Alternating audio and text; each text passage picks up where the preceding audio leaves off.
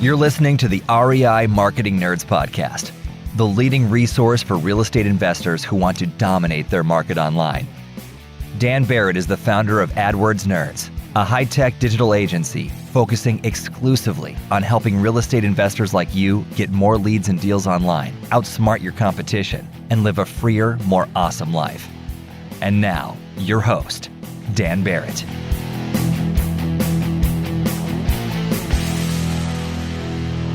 All right, hello and welcome to this week's episode of the REI Marketing Nerds Podcast. As always, this is Daniel Barrett here from AdWordsNerds.com. And look, you know, if you want to get more leads and deals online, the place to go is AdWordsNerds.com, where you can jump on a free call with my team and we will help you put together an online marketing strategy for your market. All right, folks, this week I had such a fun, awesome, and even more importantly, really helpful and informational interview with Justin Dossey. Now, Justin Dossey is the CEO and co-owner of both Call Porter and Ballpoint Marketing. You can go find those companies at callporter.com and ballpointmarketing.com. And you may be familiar with those companies, you may not be, but they are two of the companies that at AdWords Nerds we refer people to most often. They do direct mail over at Ballpoint.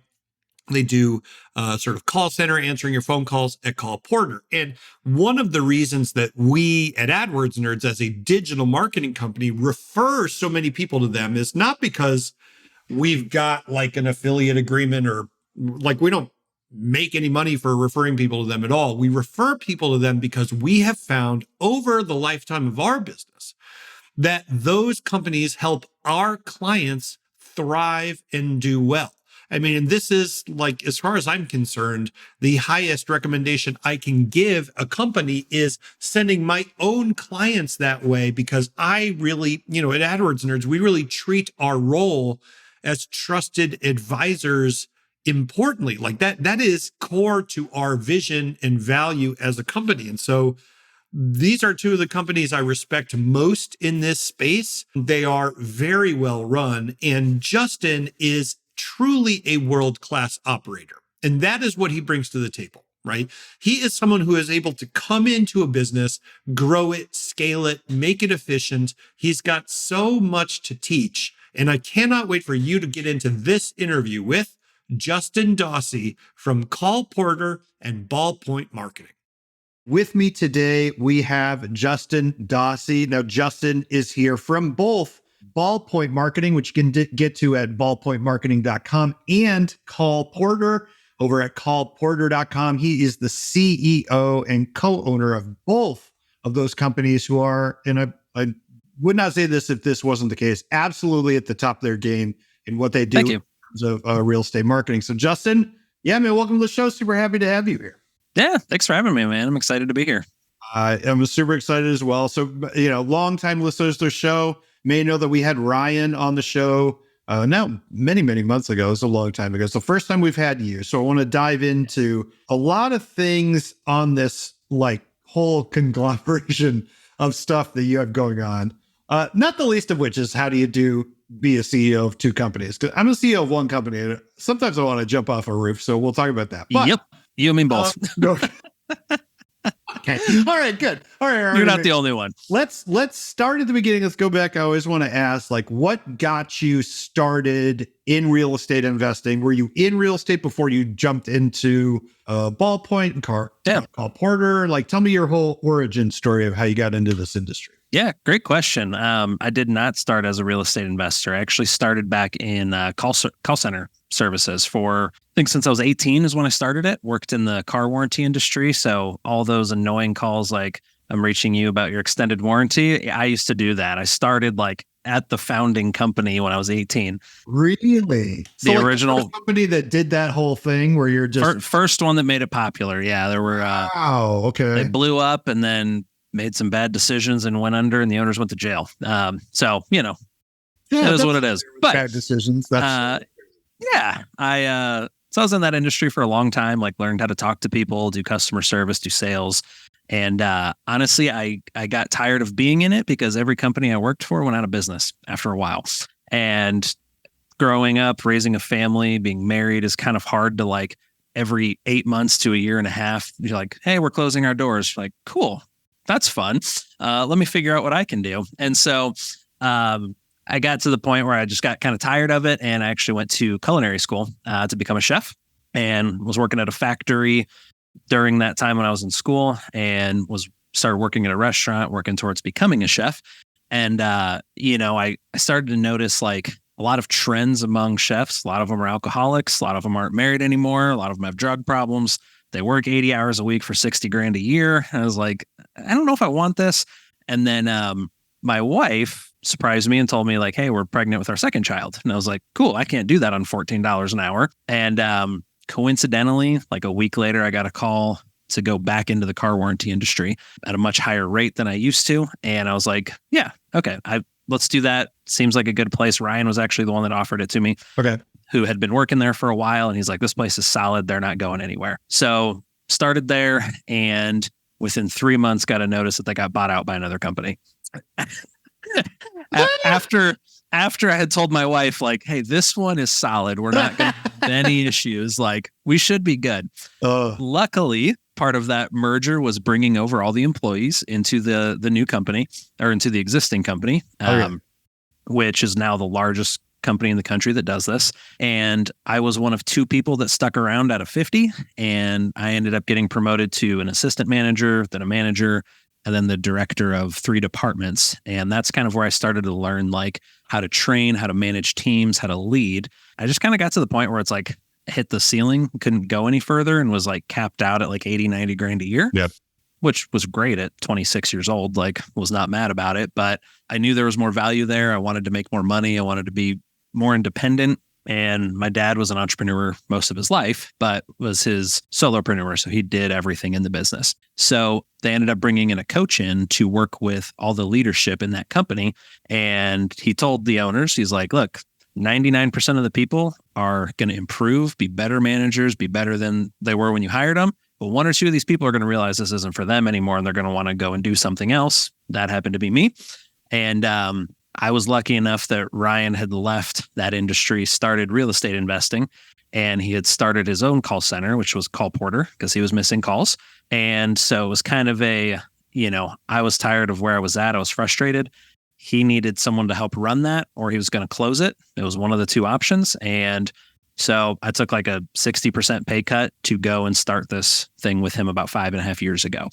From there, we grew Call Porter, and then about 3.5 years ago, he had started Ballpoint as well, and someone was running it into the ground and stealing money, all that kind of fun stuff. So we moved it to St. Louis, and I took over the day-to-day stuff from there. And the rest is kind of history. I started investing myself probably about 2 years ago now in real estate in a couple different markets. So, kind of an interesting path to get there because I didn't start in real estate, but now I know more than I probably should in real estate. And that's all I think about now.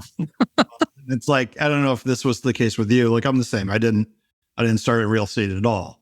Right. So I was doing marketing and sort of found real estate investing as client base or whatever, but you definitely absorb a lot of it just being around investors all the time, which is always interesting.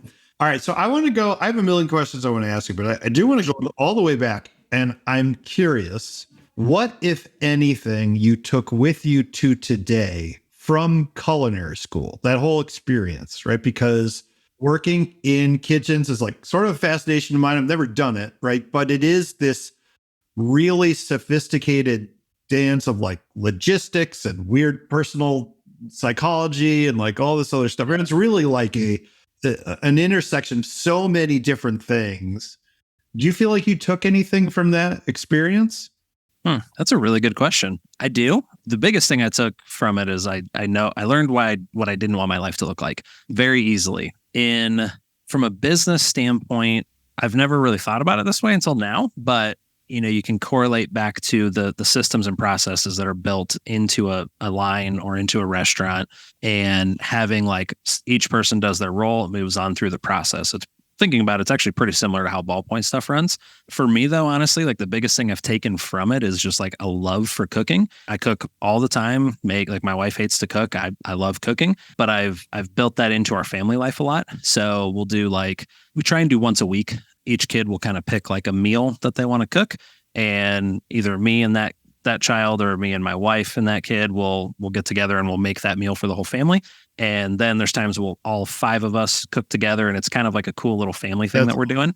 Yeah, we're actually considering doing like a series on it of like cooking with kids or something like that, of just like, because it's more than just like a grilled cheese. Like we're cooking a little more sophisticated type stuff, or more what you would say like challenging type food, even though it's once you know the process, it's really not. But it's a lot of fun. It's like something that my kids and I and my wife and I look forward to doing together, especially around the holidays. Like we're always all wearing aprons. We're cooking bread from scratch. We're, making all kinds of soups and dips and pretty much anything you could think of. So that's probably been my favorite thing from it, is just like understanding how to cook pretty much anything you want, what that process is, and then teaching it to my family has been a lot of fun.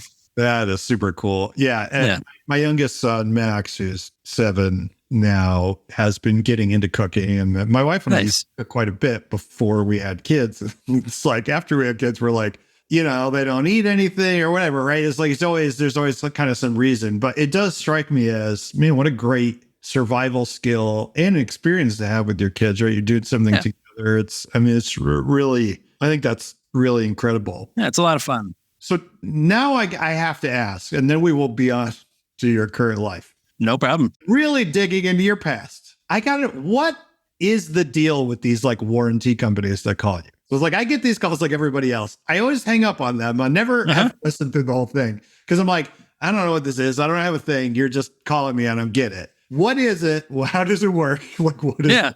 So in a nutshell, like when you buy a new car, you have a warranty on there that covers things if it breaks, right? Right. It's basically that same thing for when that expires. So I think their model has changed a lot now, where it's more like a smaller monthly payment, and it's just kind of like an indefinite monthly recurring model. But, if you're someone who has a brand new car with a 6-year warranty, probably don't need it, is my personal opinion. But, for me, all of my cars, I always have one on them, whether if it's from the dealership or a third party. I've seen firsthand they pay out like billions of dollars worth of claims every year. But I think there's a specific use case for it. Like brand new vehicles don't need them. If you've got 3 or 4-year-old vehicle and you need something like that you might not be able to get from the manufacturer or the dealer you bought it from, that's kind of where they step in, and clearly there's a need for it with the amount of business that they're doing now, from what I understand. So it's the St. Louis is kind of like the mecca for all of those companies. They all started here. And so like it was an easy way to get in, make good money. It's fun. It's like call center type stuff. You're in between calls, throwing footballs around and like, just being kids essentially. But it was a good way to make a decent amount of money with like barely graduating from high school, which was nice. So yeah, it's like insurance, but they're pitching it over the phone, and then you're making commission as the salesperson. Mm-hmm. Yep. Okay. Fascinating. Yep. Want to find motivated seller leads online, but don't know where to start? Download our free Motivated Seller Keyword Report today. AdWords nerds have spent over $5 million this year researching the most profitable keywords for finding motivated seller leads. And you can grab these exact keywords when you download our report at www.adwordsnerds.com/keywords. I always find the opening line of, "Hey, I was calling to talk to you about your warranty." Mm-hmm. Like the one that like really like, I feel like that's always the one that I get, and I'm like, I don't know you. You know what I mean? Yeah. Like I'm just like familiar. I have my own issues with how some of that stuff is run, because I don't find some of it ethical personally, like the way things are worded.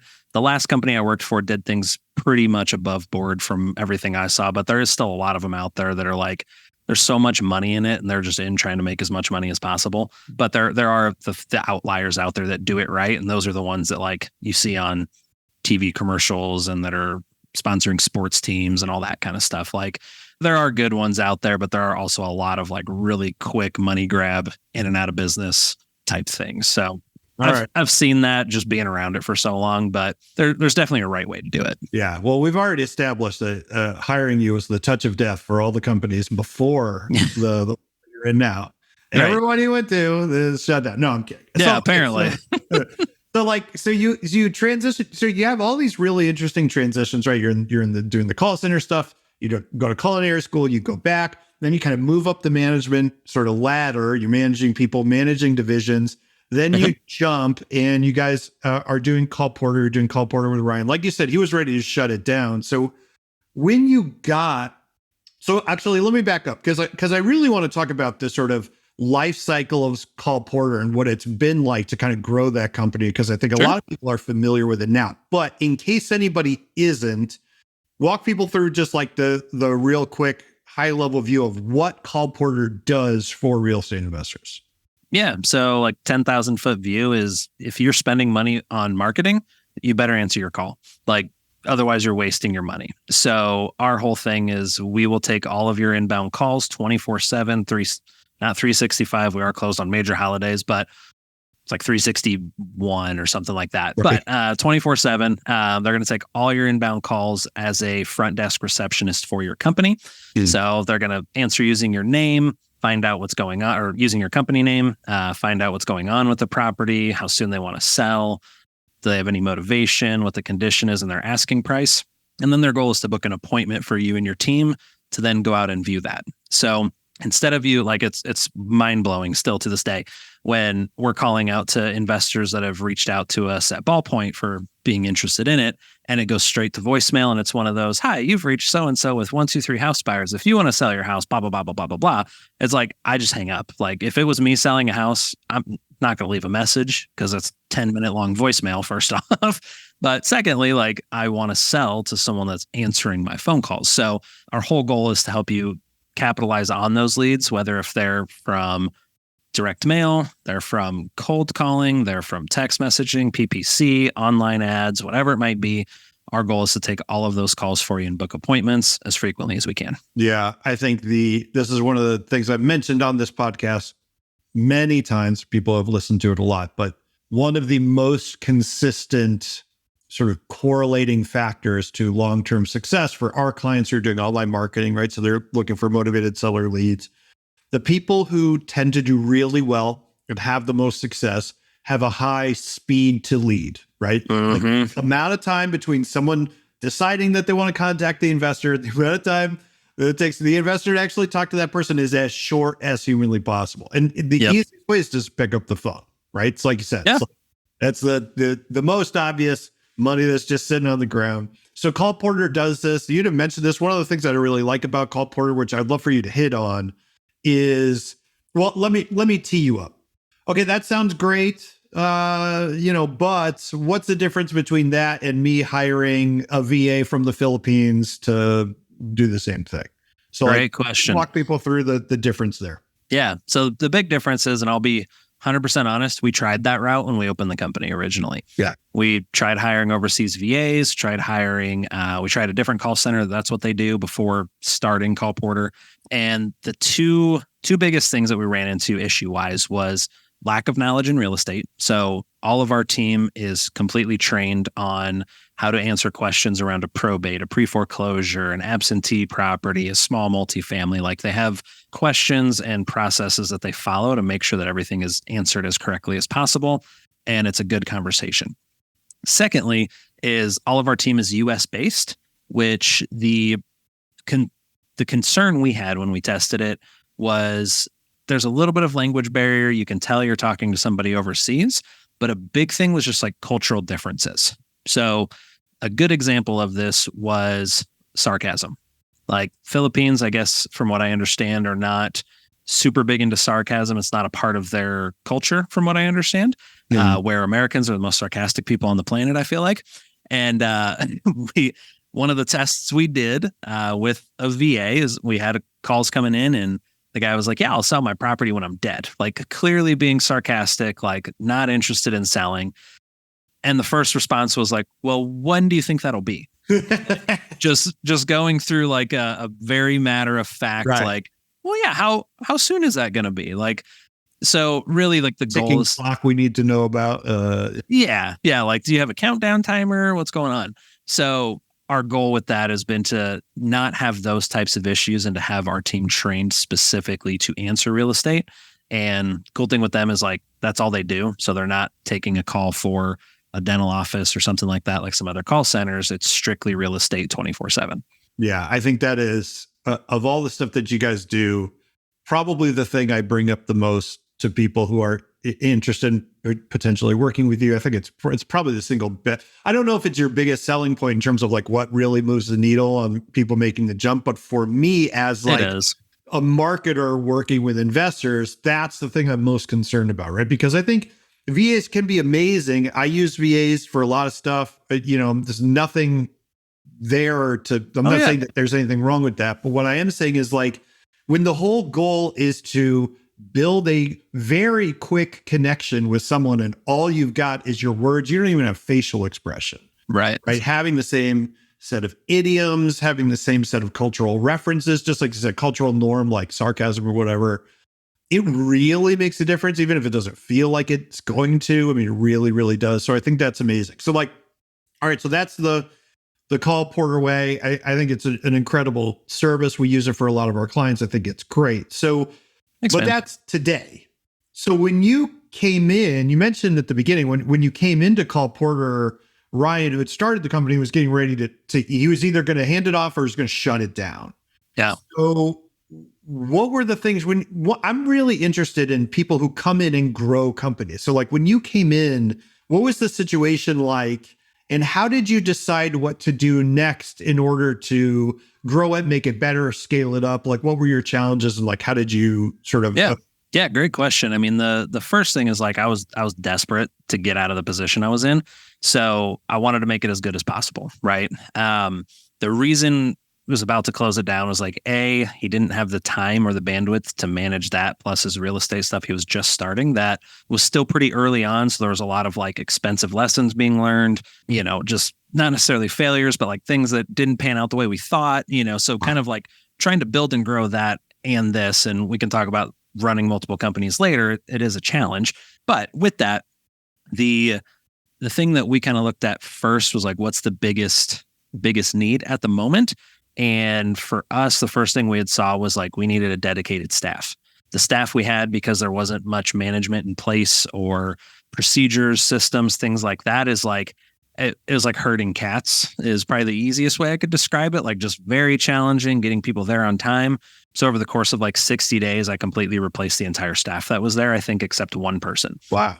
It was only 5 reps at the time, so it wasn't a huge amount, but after like kind of going through the changes that needed to be made in order to get where we wanted to be, we had to do things different than we had been doing. Let me just stop you right there, because this is literally, I always say this in every podcast. Here's the part of the podcast where Dan asks selfish questions. Those are things that I want to know. So this is sure.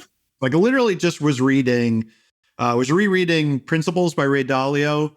And he talks about, it's like, hey, when you're building your team, if you've got problems with like your team, you can divide basically those problems that you have with people into problems of skills, which are things that you can learn and people can get trained up in, and problems of capabilities, which you can't really change, right? So it's like you could, but it takes a ton of time, a ton of investment, and it's kind of up in the air whether it's going to take. So you have to decide when you're looking at a problem, let's say that you think is with your team, is this a skills problem or a capabilities problem? So when you came into this situation, like you said, you have these 5 pre-existing reps. It's kind of like herding cats. There's not a lot of systems or whatever. How did you just make the decision to say, we need to start fresh versus, well, if I just put the systems in place and train everybody up, it'll all be fine? Like, how did you make that decision? Yeah. So I'm glad you brought that point up. I look at it a little bit differently than the skills and the ability aspect of it, where what we look at in our companies is the ability and the culture. Like, can they get the job done, and do they fit within the culture? Now, at that point, we didn't have like a culture established just yet, but I knew what we were looking for and what we needed. And for people to just flat out tell you, like, we need to well, no, I'm not changing my shift. I've been here for 6 months. This is what it is. And you have to do that in order to adapt with the business. Like that was some of the stuff that we looked at. Like everyone was pretty capable and able to do the tasks that were needed. It was more like not a culture or values fit of what we were looking for with people that wanted to be all in on a business with us as we're growing. Because this is at a point where like, I think we were negative $2,000 a month in income versus expenses. And that $2,000 a month was going on an interest-bearing credit card that doesn't get cheaper. So it was like, we have to get off of that as quick as possible, be cash positive as quick as possible, and not have to worry about that. So that was kind of like the big thing we looked at was like, okay, who's the problem child, I guess, was kind of like the way we first looked at it. Like who's not showing up for shifts, who's not being a team player, who's not helping others. Who do I need to replace first? And it was kind of like a gradual process for us. And I will be honest, like I had hopes and goals for certain people that were on the team that just didn't want the same thing for themselves. And ultimately, like we didn't initially plan to let everybody go and switch them out. It kind of gradually happened over like a 60-day time period. But it was as we kind of got closer and more involved with the people that we were talking to versus what we needed to grow and scale, like some of those, we wouldn't have been able to get that out of the people that were in the company at that point. Yeah, I think I have definitely run into that same situation in the past. And I think if you are an ambitious person or kind of a self-starter or you're a learner or whatever, you kind of naturally expect that other people can or will do that if you give them the opportunity, right? It's like, well, I hate being micromanaged, or I hate when people keep me in a position. If I give people the opportunity to grow, they're going to take that. But it doesn't always work out that way, right? It's just like you said, sometimes it's not what they want and you can't really make them want that. Hey guys, hope you enjoyed part 1 of this episode. It's just too good to limit to one show. Join us next week to hear the rest.